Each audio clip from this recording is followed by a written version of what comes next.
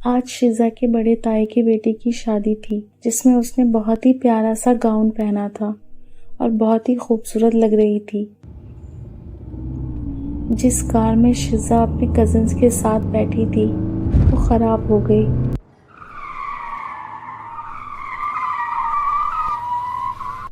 جہاں پہ کار خراب ہوئی وہاں سے شزا کے تائی کا گھر 10 منٹ کی واک پر تھا،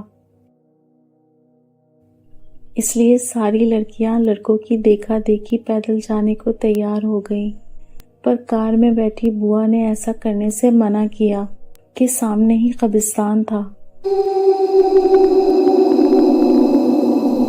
وہاں سے رات میں گزرنا ٹھیک نہیں۔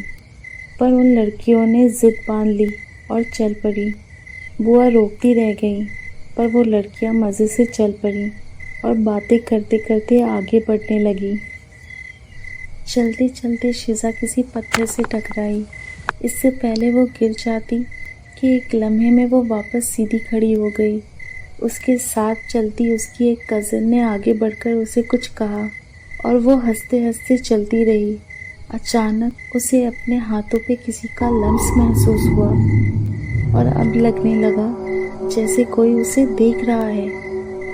اس نے گھبرا کر آگے پیچھے دیکھا مگر کوئی بھی نظر نہیں آیا۔ ایک بار پھر اپنے ہی دھن میں چلنے لگی مگر اب وہ ذرا دھیان سے چل رہی تھی اور گھر پہنچنے تک اسے یہی لگ رہا تھا کہ وہ وہاں سے اکیلی نہیں آئی۔ یہ احساس سے وہ گھبرا رہی تھی۔ گھر میں نئی دلہن کے ویلکم کی تیاری زور و شور سے چل رہی تھی۔ ہر طرف شور ہو رہا تھا اور ہنسنے کی آوازیں آ رہی تھی۔ خوشی کا سماں تھا اور وہ ایک دم چپ ہو کر رہ گئی تھی۔ رسموں کی شروعات ہوئی، وہ بھی سب کے ساتھ آ کر کھڑی ہو گئی، ہنسنے اور باتیں کرنے لگی۔ امتیاز جو اس کے بابا کے دوست کا بیٹا تھا اسے غور سے دیکھ رہا تھا۔ وہ بہت پیاری لگ رہی تھی۔ امتیاز اسے دیکھ ہی رہا تھا کہ کسی اندیکھی طاقت نے اسے زور سے اٹھا کر پھینک دیا۔ سب ڈر گئے، گھبرا گئے اور امتیاز بے ہوش ہو گیا۔ شزا سب کو خالی خالی نظروں سے دیکھنے لگی۔ خوشی کے ماحول میں خوف پھیل گیا۔ امتیاز کو ہوش میں لایا گیا۔ اس کے ہوش میں آتے ہی اسے ایک ایک کر سب نے سوال پوچھنا شروع کر دیا مگر اس کے کان کچھ نہیں سن رہے تھے کیونکہ اس کے کان میں تو ایک خوفناک آواز آ رہی تھی۔ پھر شزا کو دیکھا تو جان سے جائے گا۔ وہ ڈر کر کانپنے لگا۔ یہ دیکھ کر دادا جی نے اسے کمرے میں بھیج دیا۔ باقی رسم اداسی اور خوف میں پوری کی گئی۔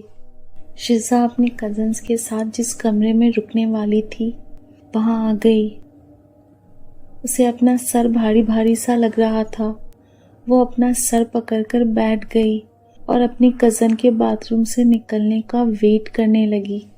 تھوڑی دیر بعد اس نے سر اٹھا کر دیکھا تو اپنے کزنز کے علاوہ کوئی اور بھی نظر آیا۔ وہ ڈر سے اپنی آنکھیں بند کر کے بیٹھ گئی اور اسے دیکھ کر اس کی کزن نے پوچھا، کیا ہو گیا شزا، تم ٹھیک تو ہو نا؟ شزا نے اپنی آنکھیں کھولی اور کمرے میں ادھر ادھر دیکھنے لگی مگر اب وہاں ان لڑکیوں کے علاوہ اور کوئی نہیں تھا۔ وہ اٹھ کر پھر کپڑے چینج کرنے چلی گئی۔ باتھ روم کا گیٹ لاک کرتے ہی اسے شدید احساس ہوا کہ وہ اکیلی نہیں ہے۔ وہ گھبرا کر ادھر ادھر دیکھنے لگی اور اچانک اس کے سامنے ایک کالا سایہ آ گیا جسے دیکھتے ہی اس نے چیخ ماری اور بے ہوش ہو گئی۔ جب اسے ہوش آیا تو وہ بیڈ پہ لیٹی ہوئی تھی۔ اس کے چاروں طرف گھر والے پریشان بیٹھے تھے اور اس کی ماں رو رہی تھی۔ اس لیے منع کیا تھا نا کہ رات کے وقت قبرستان کے پاس سے نہ گزرو، پر تم لڑکے لڑکیوں نے کسی کی ایک نہ سنی۔ وہاں امتیاز پڑا ہے اور یہاں یہ شزا، بوا نے کہا تو شزا انہیں گھور کر دیکھنے لگی۔ اس کی لال آنکھوں سے سب گھبرا گئے۔ ماں، لگتا ہے شزا پہ کوئی سایہ ہو گیا ہے، شزا کی چاچی نے کہا۔ شزا کی چاچی کا اتنا کہنا تھا، اس کی ماں زور زور سے رونے لگی۔ انہیں بہت مشکلوں سے کمرے سے باہر بھیجا گیا اور پھر سب صبح ہونے کا انتظار کرنے لگے۔ صبح روحانی علاج کرنے والے ایک بابا کو بلایا گیا، جنہوں نے ان کے شک کو سچ کا نام دے دیا۔ اسی دن سے شزا کا علاج شروع ہو گیا، مگر 3 ہفتے گزرنے کے باوجود شزا میں کوئی بہتری نہیں ہوئی۔ تب شزا کے ماں باپ کو کسی نے ایک عامل کا پتہ دیا اور وہ شزا کو اس کے پاس لے گئے۔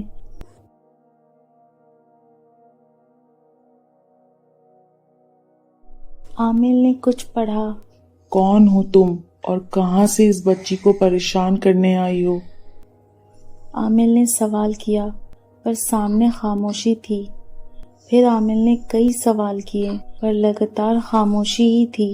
پتھر کی طرح بیٹھی شزا کا ہاتھ پکڑنے کو جیسے عامل نے اپنا ہاتھ اٹھایا، کسی نے درمیان میں ہی اس کا ہاتھ پکڑ لیا۔ عامل نے اپنی آنکھیں کھولی۔ شزا کے ساتھ ایک 19 یا 20 سال کی لڑکی بیٹھی تھی، جس کی آنکھوں میں غصہ ہی غصہ تھا، اور وہ اپنی لال آنکھوں سے عامل کو گھور رہی تھی۔ کون ہو تم؟ عامل نے غصے سے پوچھا۔ پھر وہ اپنے بارے میں سب کچھ بتاتی چلی گئی کہ وہ اپنے ماں باپ کی اکلوتی اولاد تھی، اور اس کی خوبصورتی اس کی سب سے بڑی دشمن بن گئی۔ بچپن سے سب کی تعریف سنتے بڑی ہوئی، تو وہ لوگوں کی اچھی بری نظروں کو خوب سمجھنے لگی۔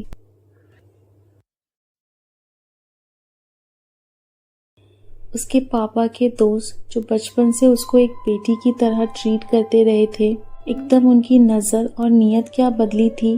سب کچھ تہس نہس ہو کر رہ گیا تھا۔ سب کچھ اتنا عجیب تھا کہ اب وہ ان کے سامنے آنے سے بھی کترانے لگی تھی، مگر وہ ہر دوسرے دن ان کے گھر چلے آتے، اور ایک شام جب وہ آئے تو اتفاق سے وہ اس دفعہ گھر پہ اکیلی تھی۔ اس کے پاپا کے کسی کزن کی ڈیتھ ہو گئی تھی، اور اسے گھر اکیلا چھوڑ کر جلد آنے کا کہہ کر چلے گئے تھے۔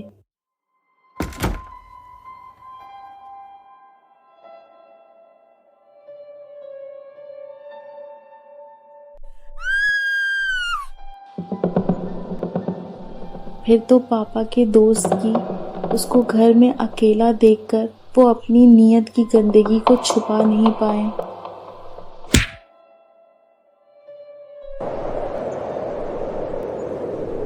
اور وہ اپنی عزت کی حفاظت کے لیے اپنی جان سے چلی گئی۔ اس کی اچانک موت اس کے ماں باپ کے لیے صدمہ ثابت ہوئی۔ ان کے ساتھ کیا کچھ ہوا، یہ الگ کہانی تھی۔ جہاں تک اس کی بات تھی، اس کو مرنے کے بعد ایک دن کا بھی چین نہیں ملا تھا۔ 2 سال بعد اسی تاریخ کی شام اس نے اپنی موت کا بدلہ لے لیا،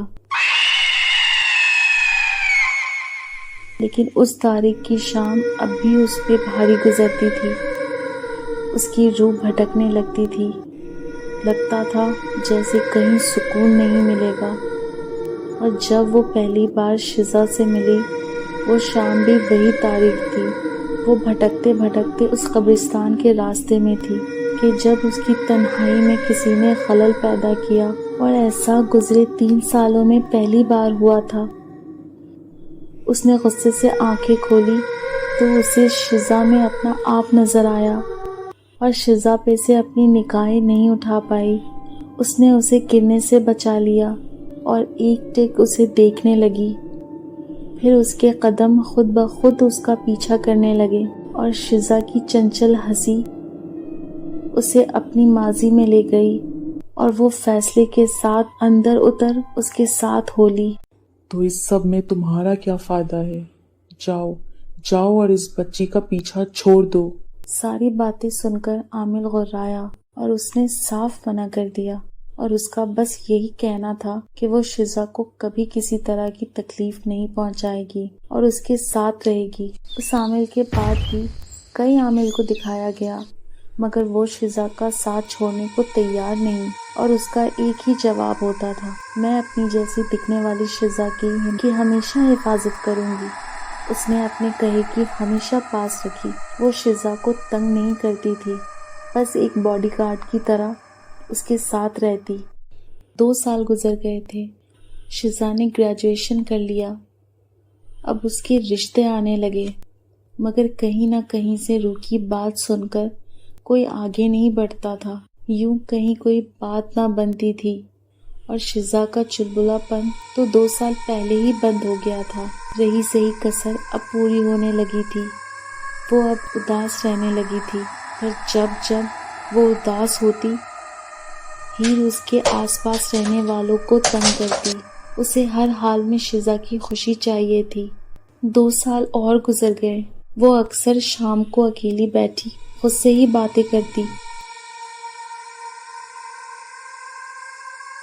اصل میں ہیر اس سے باتیں کرتی تھی، اسے خوش رکھنے کی کوشش کرتی تھی مگر ایک قیدی سی زندگی اسے خوشی سے دور رکھتی تھی، کیونکہ شزا اب اپنی مرضی سے کچھ نہیں کر سکتی تھی۔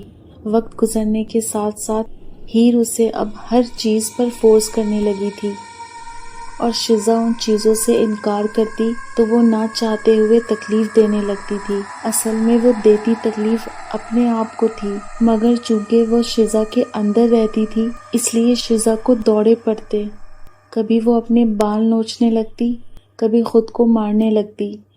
یہ تکلیف اسے دن بدن کمزور کر رہی تھی۔ ان کے فیملی فرینڈ گھر آئے اور ان کے بیٹے اظہر کو شزا بہت پسند آئی۔ اس نے شزا سے شادی کرنے کا من بنا لیا۔ اس کے ماں باپ نے منع کیا پر اس نے خود آگے بڑھ کر شزا کے پیرنٹس سے بات کی اور وہ تو چاہتے ہی تھے جلد سے جلد شزا کی شادی ہو جائے، اس لیے اظہر کے پیرنٹس کے انکار کرنے پہ بھی مان گئے، پر انہیں ڈر تھا وہ اس کی شادی نہیں ہونے دے گی، اس لیے پھر ایک پہنچے ہوئے عامل کو بلایا گیا اور ہیر نے شادی کی اجازت دے دی مگر وہ جانے کو راضی نہ ہوئی۔ شزا کی شادی ہو گئی۔ اس کے ساتھ ہیر کو رہتے تو کئی سال ہو گئے ہیں۔